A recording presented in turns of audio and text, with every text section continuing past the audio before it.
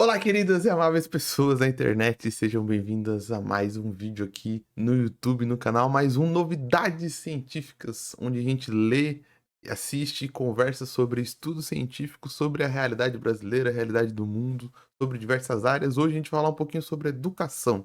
Peguei um artigo que não é um artigo científico, mas é um artigo de entrevistas e um vídeo da pesquisa FAPESP que eu acho que se relacionam, que é sobre a questão docente no Brasil atualmente. Então, primeiro a gente vai assistir o vídeo lá da pesquisa FAPESP sobre o apagão de professores no Brasil. Depois a gente vai lá para o UOL, para uma matéria que saiu meio que junto, assim, né? Meio que uma semana depois da outra, quase. Que é sobre o novo ensino médio. Saiu uma semana depois da outra, basicamente, né? Dia 21 e dia 17. Chorei sem saber o que ensinar, diz professora sobre o novo ensino médio. Acho que essas duas matérias, elas são interessantes sobre a educação, são muito importantes, são tristes, e é importante a gente conversar um pouquinho sobre isso. Então, primeiro vamos lá pro vídeo da pesquisa FAPESP. Vamos reagir a esse vídeo e vamos conversar um pouco sobre educação no Brasil.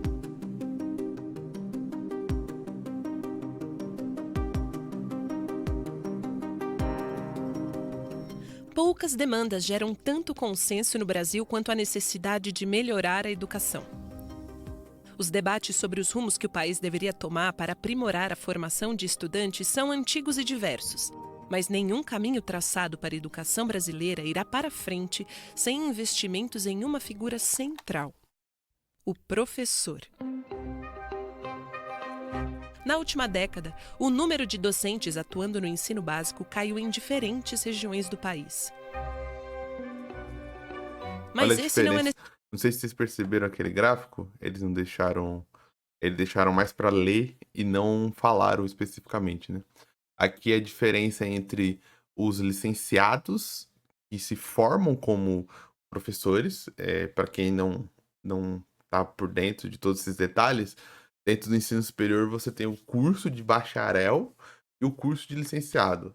Geralmente, toda a área que é de professor, você tem os 2 cursos, então você tem bacharel em física e licenciado em física.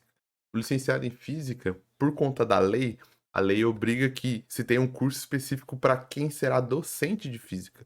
Porque o licenciado em física vai ter matérias de didática, matérias de pedagogia, matéria de psicologia, matérias que preparem ele para dar aula, diferente do bacharel. O bacharel é específico para uma pessoa que vai atuar no campo da física como pesquisador, como profissional e tudo mais. O licenciado, ele continua sendo um físico.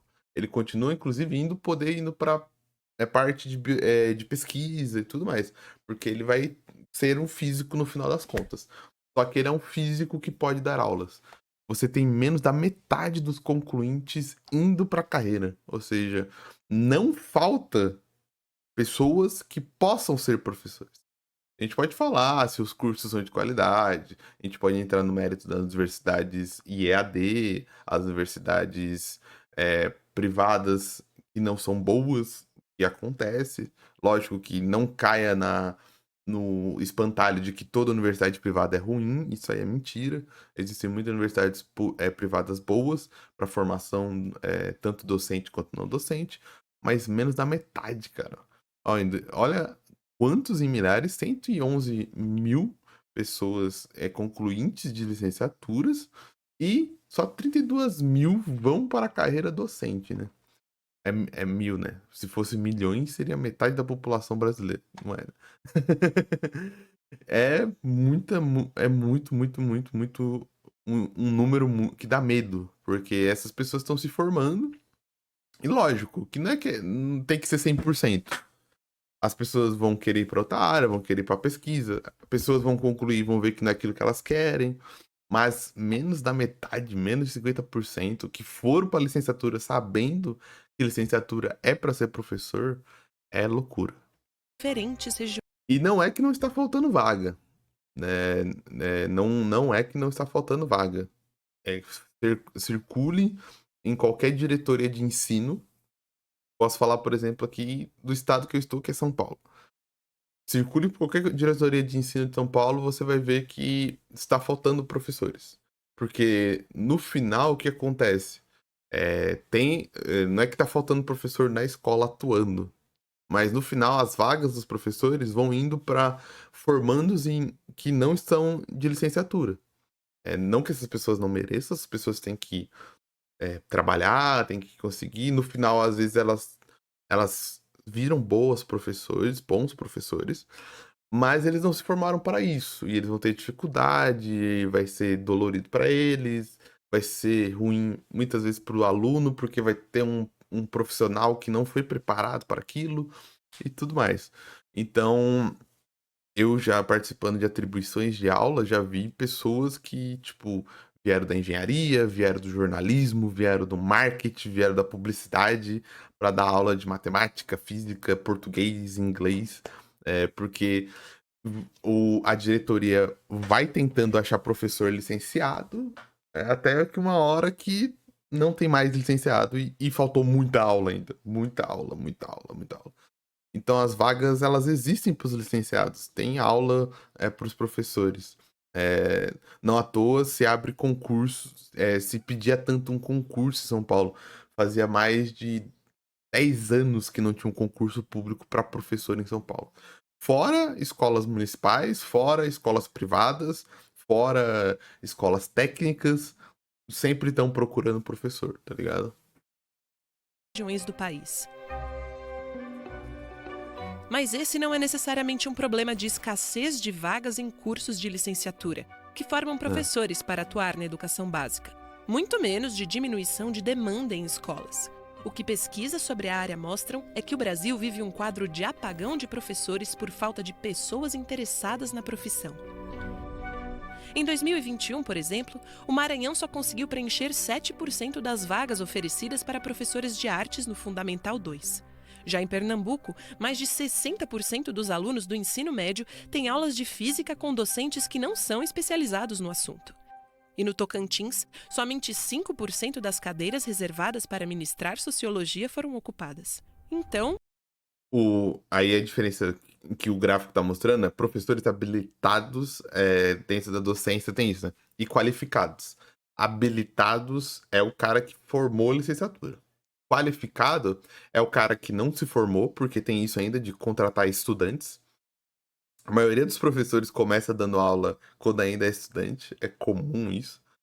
Tanto que você vai ver professores que começaram muito cedo a carreira porque precisa de contratar estudantes de licenciatura, ou qualificados são os professores que se formaram em outro curso e tem como tem a grade tem alguma matéria naquela grade horária.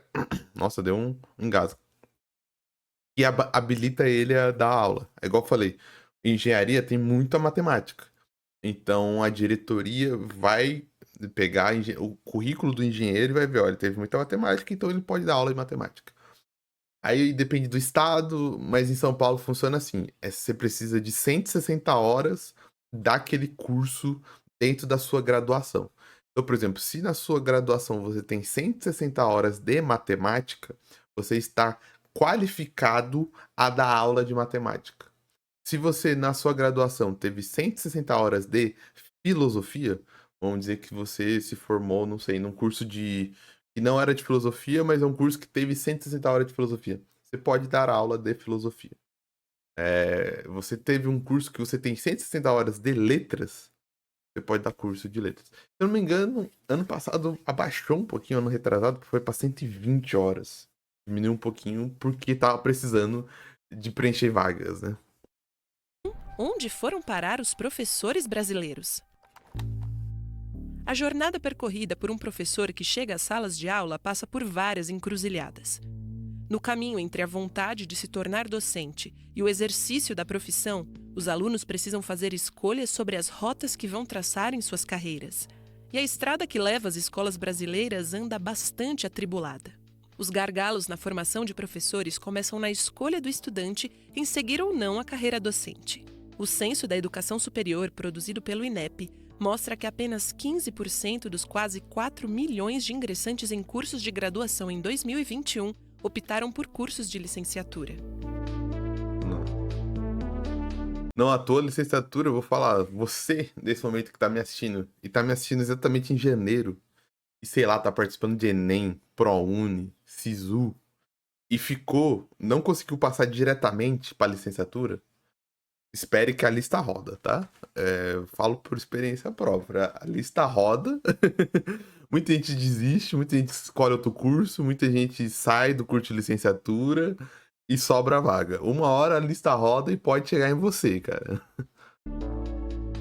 A segunda encruzilhada em nossa jornada até as salas de aula acontece na própria licenciatura. Mesmo os estudantes que escolheram o caminho que leva à docência, a taxa de desistência de matriculados após o ingresso está acima de 50% em todas as áreas curriculares. É muito, Aí muito. você pega os bons alunos nossos, que eventualmente terminam um curso, que poderiam se tornar bons professores, eles são atraídos por outros setores do mercado. Então você imagina um aluno que termina matemática. E, eventualmente ele começa a dar aula. Mas aí ele vai enfrentar a realidade. Então, 40 aulas por semana, um salário que é muito mais baixo do que um salário que ele imaginaria que ele poderia viver, condições de trabalho difíceis em algumas escolas, né? E aí aparece, por exemplo, um concurso na Caixa Econômica Federal. O salário é muitas vezes o dobro do que o salário dele, ele trabalha, né, com começo, meio e fim, num ambiente supostamente mais estável, uma carreira que tem uma progressão lá, e o aluno opta. Essa questão do salário, acho que é importante falar a primeira coisa que dá muita discussão, né? E eu gosto de falar o seguinte: o professor, ele ganha mal? Cara, essa pergunta sempre vai depender do referencial que você está tomando. Se nós compararmos com um proletário também fora da docência, vamos falar assim, nossa, deixa eu aumentar minha cadeira que ela baixou do nada, tô tendo que arrumar, vou ter que arrumar essa cadeira. Se a gente pegar, por exemplo, um cara da indústria, sei lá, ou da logística brasileira que ganha um salário mínimo, vai, ou mais que salário mínimo, 2.000 e poucos reais. Um professor, por exemplo, no estado de São Paulo, no momento, que tenha 40 horas, ele tá ganhando mais que esse cara. Logicamente.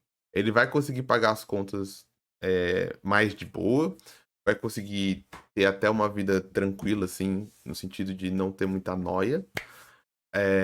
Mas ele tem muita carga de trabalho sobre ele que não compensam esse salário, tá ligado o que eu tô querendo dizer? Não é que, tipo, o trabalho dele é melhor do que a pessoa da logística, da indústria ou do setor de serviços. Mas é que o professor tem um volume de trabalho gigantesco e que só esse salário de, tipo, por exemplo, um cargo, tipo, tô dando aula no estado, não parece estar sendo suficiente. Isso faz com que ele vá para outro cargo.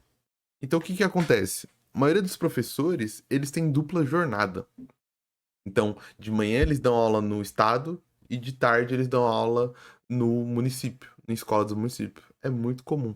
Porque quando o professor olha para o mercado de trabalho e ele vê outras vagas, como ele falou, concurso do Caixa, ou vê outras vagas, por exemplo, de amigos deles que foram para outros cursos, ele vê que as outras carreiras muitas vezes estudaram também 4, 5 anos igual ele e ganham muito mais do que ele. Então a questão é que pro trabalho do professor, pra formação do professor, muitas vezes ele não ganha o que muitas carreiras ganham, sacou? Então o professor ele tá trabalhando 40 horas por semana, ele trabalha muito mais que isso, vamos ser sinceros. Professor é uma tipo de profissão que não tem como você não levar trabalho pra casa. Tem como você levar o trabalho pra casa de uma maneira saudável. Tipo, não trabalhar de final de semana, não trabalhar até tarde, não ir para um burnout. Mas é impossível não levar trabalho para casa, porque afinal de contas, onde você vai planejar a aula, onde você vai corrigir coisa, onde você vai digitar nota. O professor é um cara que tá sempre pensando em aula, tá sempre. É um tipo de profissão que tem que ficar pensando em todo momento. Tipo, você prepara as aulas dessa semana, você vai dar as aulas na realidade, os alunos não são robô, e vai tudo dar certo com o seu planejado. Você vai ter que mudar coisa. Tem uma turma que vai avançar na aula, tem turma que não vai avançar na aula. Você vai ter que mudar de planos, você vai ter que mudar a aula. Então, a profissão, cara, que você tá trabalhando a todo momento. Você tá mudando coisa a todo momento, você tá praticando a todo momento. Então, é uma profissão que muitas vezes você precisa de uma estabilidade que você não tem. Porque o salário, ele é legal, mas ele não é como de outras carreiras. Então, a primeira oportunidade que você tem de sair dessa carreira, você vai sair. Eu até zoo em sala de professores com os colegas que às vezes eu penso que o professor é o único cargo, é o único profissional que ele sempre tá procurando plano B. Não sei se é o único, mas ele tá sempre procurando plano B ativamente, assim, sabe? A maioria dos professores tem, tipo, um negócio, vende coisas enquanto tá dando aula. Sei lá, igual eu aqui, tem um canal no YouTube, tá fazendo não sei o quê, tá abrindo uma empresa, tá abrindo não sei o quê. Porque, mano, é sempre uma profissão que tá sempre.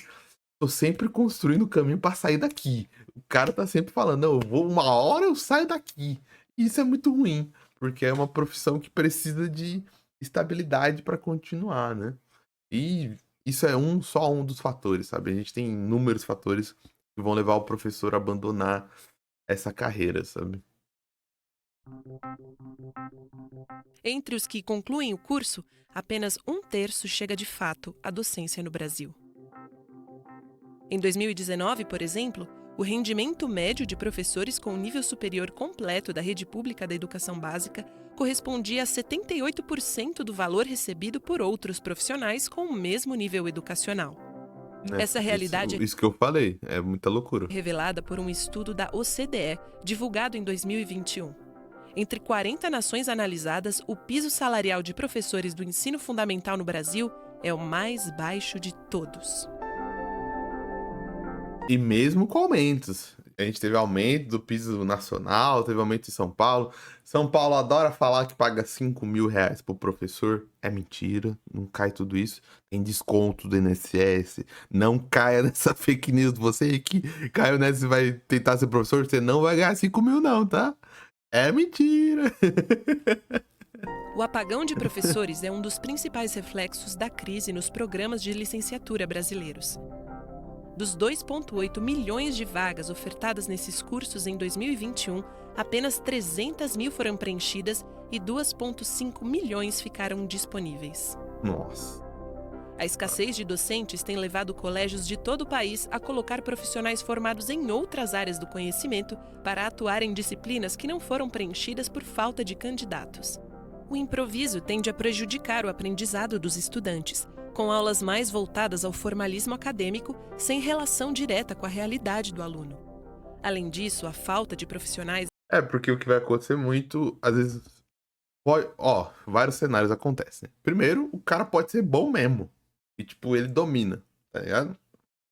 E você pode pegar um cara que tem várias licenciaturas, ou um cara que estuda pra cacete e vai dar conta.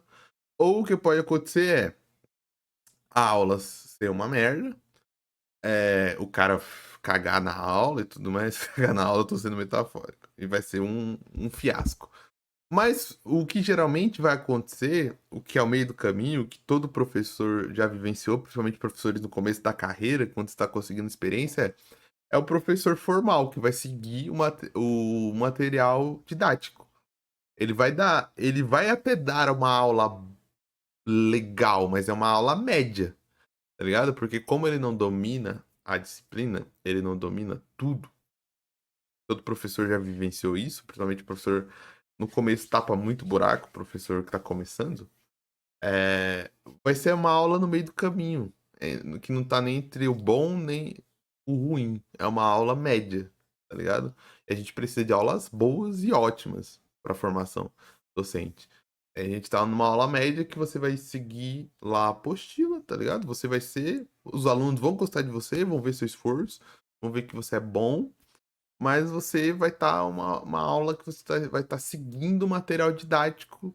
E isso é ruim tanto pro professor quanto pro aluno, porque o professor se sente incomodado de tipo, puta, eu podia estar produzindo mais aqui, tá ligado? Podia estar fazendo mais por esses alunos. E tanto pros alunos que não vão ter a formação completa, né?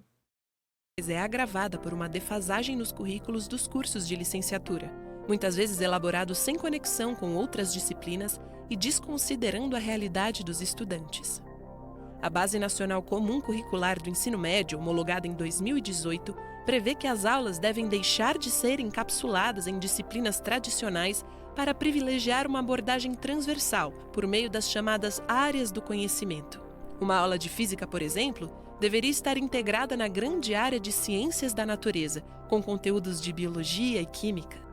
O problema é que a defasagem no currículo das licenciaturas faz com que muitos dos professores se formem sem a preparação adequada para essa nova realidade. Resultados revelados em dezembro de 2023 pelo PISA, o Programa Internacional de Avaliação dos Estudantes, mostram uma situação ainda mais alarmante. Os resultados do PISA recentes, divulgados recentemente, refletem que nós não temos, no exercício do currículo, no ensino fundamental e no ensino médio, o confronto com as tarefas complexas que o PISA propõe, que o TIMSS propõe, que o PIRLS propõe. E os professores, por mais bem intencionados que sejam, e há muitíssimos deles, eles têm poucos subsídios na formação inicial para trabalhar a noção de tarefa, para inseri-las na instrução. Nós temos os resultados, nós choramos amargamente com esses resultados, mas os dados não são introjetados na prática escolar. Então, daí a pensar que dessa geração a gente vai ter os futuros professores que vão chegar aos bancos das licenciaturas com lacunas imensas de informação, a gente começa a antever o maior fosso, né, na geração seguinte, ou seja, as pessoas que vão entrar na licenciatura já entram com imensas lacunas de aprendizagem, vindas da sua formação inicial do seu ensino médio. Os descompassos entre a formação de professores e as novas demandas educacionais brasileiras preocupam pesquisadores da área. O temor é de que a defasagem em relação às diretrizes atuais prejudique a formação dos alunos, fazendo com que eles desistam da escola. Além disso, ela pode contribuir para desestimular os estudantes a cursar licenciaturas em determinadas áreas do conhecimento, prejudicando gerações futuras que seguirão sem professores qualificados. Enfim, as licenciaturas precisam se renovar para oferecer formações sólidas, tanto no conteúdo da área do conhecimento, como preparando os alunos para saber como ensinar. Também ainda há muito que ser feito em relação aos professores. O Plano Nacional de Educação, que determina diretrizes, metas e estratégias para a política educacional brasileira, está sendo reformulado. Ele deve ser repensado de forma a contemplar ações para tornar a carreira docente mais atrativa, criando estratégias eficazes para atrair professores à educação básica. Porque o que acontece é que muitos professores se formaram em grandes universidades, são bons pra caramba, às vezes vão pro ensino, mas não pro ensino básico. Ele faz mestrado, doutorado para ir pra universidade, ele vai para cursinhos pré-vestibular, que muitas vezes pagam bem ou pagam o mesmo salário, mas te dá menos problema. Porque, por exemplo, a dinâmica do cursinho entrei, dei minha aula, fui embora, já era. O cursinho pré-vestibular você não tem que corrigir, você não tem que fazer chamada. Muitas vezes, né? Depende do cursinho. Mas eu tô falando no geral. Mas você não tem toda a burocracia de um professor tradicional de ensino de uma escola, sabe? Você não tem que ir em reunião do pai, você não tem que fazer uma coisa. Então, às vezes o salário compensa. De tipo, não é um puta salário, mas entrei, dei minha aula e saí. Entrei, dei minha aula, saí. Entrei, dei minha aula, saí. Entrei, dei minha aula, saí. E no ensino básico, não é assim. Eu sei que às vezes você pode ter uma ilusão que é assim, mas não é entrei, dei minha aula, saí. Entrei, tenho que me relacionar com o aluno, tenho que construir conhecimento, tenho que sair, reformulei minha aula, mudei uma palavra, mudei um slide, mudei a lousa, mudei a atividade, entrei, aprendi algo com o aluno, vi o que funcionou, vi o que não funcionou, chamada, relatório sobre o aluno, relatório psicológico, relatório de aprendizagem, reunião com o professor, reunião dos pais, e demanda, e passeio escolar, passeio didático, evento, festa junina, dia dos pais, dia das mães, Feliz Natal. Cara, é muito mais coisa, tá ligado?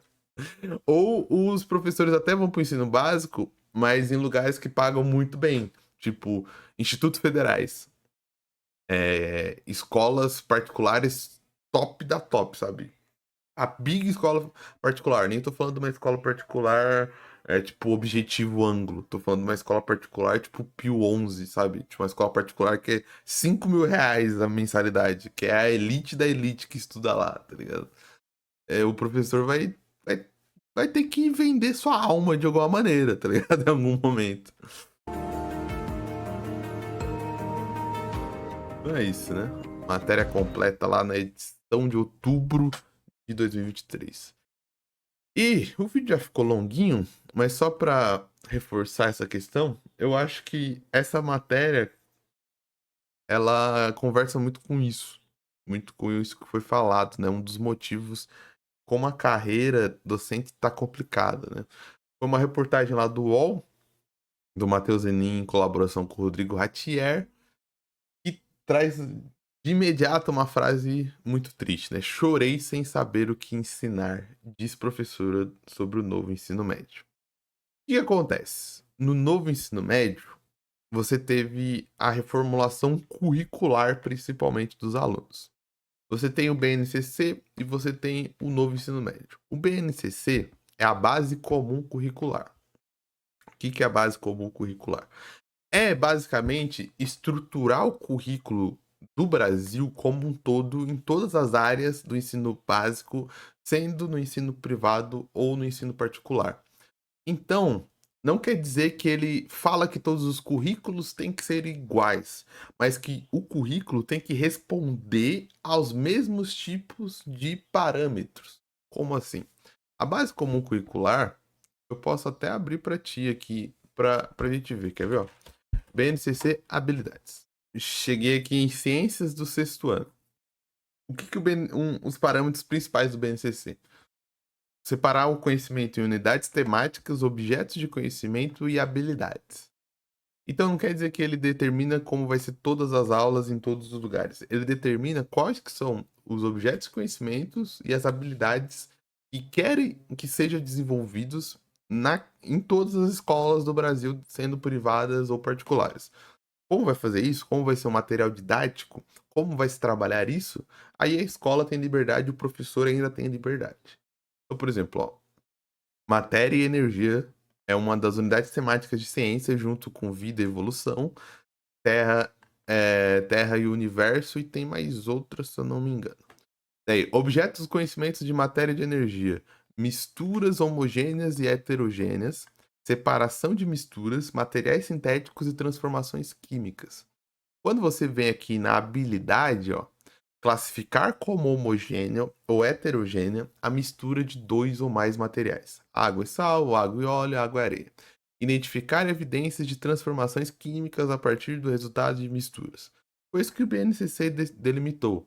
Então, tipo, eu quero que o aluno do sexto ano ele saia do sexto ano, independente da escola, independente se ela é privada, pública, qualquer que for, estadual, municipal, federal, ela tem que saber, segundo o BNCC, identificar o que é uma mistura homogênea e o que é uma mistura heterogênea. Isso que o BNCC fez, né? Ele estabeleceu metas, unidades temáticas, habilidades e tudo mais para o currículo. Por isso que é a Base Nacional Comum Curricular. Ela, agora, quantas aulas de ciências vai ter na semana, se vai ser tudo misturado, tudo junto, a didática, tudo mais, a escola que vai decidir, o professor que vai decidir, em última questão. Agora, a reforma do novo ensino médio fez o quê? Fez com que a grade horária do novo ensino médio mudasse, o currículo do novo ensino médio mudasse. Estabelecendo o quê? Que o novo ensino médio, ele agora é assimétrico, dependendo das escolhas dos alunos. O que eu quero dizer com isso? Os alunos não vão ter o mesmo ensino médio, todos eles. Eles vão ter o ensino médio com foco baseado naquilo que eles escolheram. Então, o primeiro ano do ensino médio é o tradicional, que todo mundo teve, os pessoas do passado tiveram, nós tivemos, nossos pais tiveram. Com um número de matérias normal, tudo mais, sem nenhuma adição. Então o que acontece? No primeiro ensino médio, eles vão decidir o que eles querem. Se eles querem ir para a área de ciências da natureza, ciências da natureza e matemática, ou ciências da humanidade e linguagens. E tem uma terceira escolha, mas que não se concretizou na realidade, porque as escolas não têm estrutura material que isso, que era profissionalizante. Então era você escolher entre ciências da humanidade e linguagens, ciências da natureza e matemática, ou ensino profissionalizante. Ensino profissionalizante, desde que eu conheço esse novo ensino médio, desde que eu comecei a trabalhar com o novo ensino médio, não vi nenhuma escola que tenha ensino profissionalizante. porque, de novo, as escolas não tinham estrutura física, nem profissionais para ter ensino profissionalizante. Então, o ensino profissionalizante foi para as cucuia. Você escolhe entre essas duas áreas. Então, no segundo ano do ensino médio, você vai ter mais aulas dessa área. Você vai ter mais foco nessa área. Então, quem escolheu matemática vai ter mais foco. No terceiro ano do ensino médio, você vai ter mais foco ainda. Como é esses focos? É com matérias chamadas itinerários formativos. Essas matérias vão te dar mais foco ainda naquela área de conhecimento. Então, quem vai para matemática e ciências da natureza vai ter mais foco nisso do que ciências da humanidade e linguagens. Só que qual é o problema? Esses itinerários formativos, eles, como o vídeo mostrou, não se teve a preparação dos docentes para dar esse itinerário formativo. E nem teve a preparação dos alunos para receberem essas aulas e trabalharem em cima dessas aulas. O que gerou muitos danos, né? Então aqui, ó, se a gente for para a matéria, ó, em uma aula de itinerário formativo para a turma do terceiro B da Escola Estadual Armando Gomes de Araújo, a professora Silene Santana, historiadora, precisa passar um vídeo. É uma recomendação do mapa. O mapa é o material didático do itinerário formativo aqui em São Paulo. Antes de apertar o play, os alunos perguntam sobre a duração do vídeo. 24 minutos ela responde. Ah, não, professor, é muito longo, um dos estudantes reclama em nome da sala. A docente concorda e começa a procurar um vídeo mais curto para prender a atenção dos jovens. É uma cena comum na Armando Gomes de Araújo, escola do Itaí Paulista, no extremo leste paulistano, desde a chegada no novo ensino médio. Resistência e aplicação das orientações da SEDUC nas salas de aulas. Silene já havia passado todas as atividades sugeridas pelo material de apoio, mas ainda havia aulas adiante. O mapa não cobre todo o período. Para não ficar sem conteúdo, ela precisou reapresentar lições. Os estudantes novamente reclamaram da repetição. Foi preciso buscar uma nova estratégia. A docente passou a reservar aulas de aprofundamento para dar conteúdos sobre a sua formação original, com as quais possui mais afinidade e se sente mais à vontade. Desde que meu planejamento de aula com base no mapa terminou, tive que conversar com os alunos para entender quais os conteúdos a mais eu poderia trazer. Eles me pediram assuntos de história que caem muito no Enem. Então, o novo ensino médio provocou todos esses problemas, né? Ó, alívio e choro. No caso de Silene, alguns itens do seu itinerário ainda são um desafio para ela, que costuma dizer à turma que suas aulas são como um seminário. É algo que eu não possuo conhecimento total, mas que eu estou explicando para alguém ao mesmo tempo. Segundo ela, quando informa a turma hoje vamos ter seminário, os alunos sabem que é um assunto que a professora não domina, mas que pesquisou para tentar ensiná-los. Cada semana que se passa é um alívio para a docente, uma nova etapa com conteúdos concluídos. Mesmo assim, as tardes de domingo se transformam em momentos de apreensão, com a preparação dos materiais da semana seguinte a partir de um material de apoio pedagógico escasso. Teve um domingo em que comecei a chorar, porque eu não sabia qual conteúdo daria aos meus alunos na semana seguinte. Esses itinerários formativos, por que eles dão bastante problema? Porque, como falou do vídeo, essa formação em blocos de ciências da natureza e matemática faz com que o itinerário formativo seja algo amplo. Então, o itinerário formativo não é na área de história dessa professora. O itinerário formativo é de uma área muito mais ampla. Então, por exemplo, pode ser vários itinerários formativos. Quer ver? A gente pode pesquisar aqui na internet. Itinerário formativo SP. Ó, um itinerário formativo lá do ensino médio gaúcho. Eu pesquisei São Paulo, mas apareceu gaúcho, né? Sustentabilidade e qualidade de vida. Sustentabilidade e cultura. Sustentabilidade e aplicações quantitativas. Tecnologia, pesquisa e comunicação. Educação financeira e linguagens aplicadas. Educação financeira e relações sociais. Expressão corporal e cidadania. Expressões corporais, protagonismo e cidadania. Vida, cidadania e relações interpessoais. São matérias meio que multidisciplinares, né? Então são matérias que muitas vezes o professor vai pegar esse itinerário formativo e não necessariamente ele está pronto para dar esse itinerário formativo para os alunos. Ele vai pegar porque ele precisa dar aula, o número de aulas dele diminuiu, ele precisa pegar itinerário formativo, ele precisa continuar trabalhando e precisa continuar se sustentando. Então ele vai entrar nesses itinerários formativos que ele não sabe o que dá. E quando recebe material didático, como ela falou, se a gente, por exemplo, pegar o mapa, né? Mapa PDF, Seduc, São Paulo, vamos ver se a gente acha. Se você pegar o mapa, por exemplo, é um material bem básico aqui, ó. Aqui vai ter os itinerários, ó. Itinerário hábitos sustentáveis, eficiência energética, construção sustentável, recurso e sustentabilidade. Só os nomes são coisas tão amplas. Cara, construção sustentável pode ser muita coisa. Hábitos sustentáveis pode ser muita coisa. Esse hábitos sustentáveis pode ser pego por vários professores. Professor de educação física, biologia, química. E cada um vai ter uma abordagem para isso. Então você acaba desvirtuando todo o ensino para aqueles alunos. Vai ser basicamente aula livre. Mas, em vez de ser aula livre para os alunos, vai ser uma aula livre pro professor. E o professor vai ficar perdido numa aula livre. Porque ele não vai saber o que vai fazer. Isso vai gerando sofrimento. Isso vai gerando muita desistência. Isso vai gerando professores que entram e, cara, desiste depois de um mês. Depois de 6 meses dando aula, não aguenta. Um ano dando aula, foge, vai para outra docência. O professor que tá há muito tempo e não tem como sair, ele vai ficando doente, ele vai ficando mal. Isso vai gerando cada vez mais uma carreira docente desgastada, destruída, né? Então, por isso, todo o problema com o novo ensino médio. Eu acho que conversa muito essas duas matérias, né? Para ler a matéria completa é só ir lá no UOL, né? Vou tentar deixar o link aqui na descrição, mas foi no Ecoa UOL. Você pesquisa sobre essa matéria, rapidinho você acha, beleza? Vou ficando por aqui. Eu acho que esse vídeo deu para conversar bastante sobre essa situação educacional do Brasil, principalmente no São Paulo, que é onde eu resido, mas eu acho que reflete muito do que o Brasil está se tornando com essas questões, né? Se você tem como contribuir, como falar mais coisas, deixe seu comentário aí, principalmente se você é de outro estado ou de São Paulo mesmo. Deixe seu comentário para a gente aprofundar cada vez mais a discussão. Se gostou do vídeo, curta. Se gostou muito mais do vídeo ainda, compartilhe com mais pessoas. Se você chegou aqui pela primeira vez na sua vida, se inscreva aqui no canal.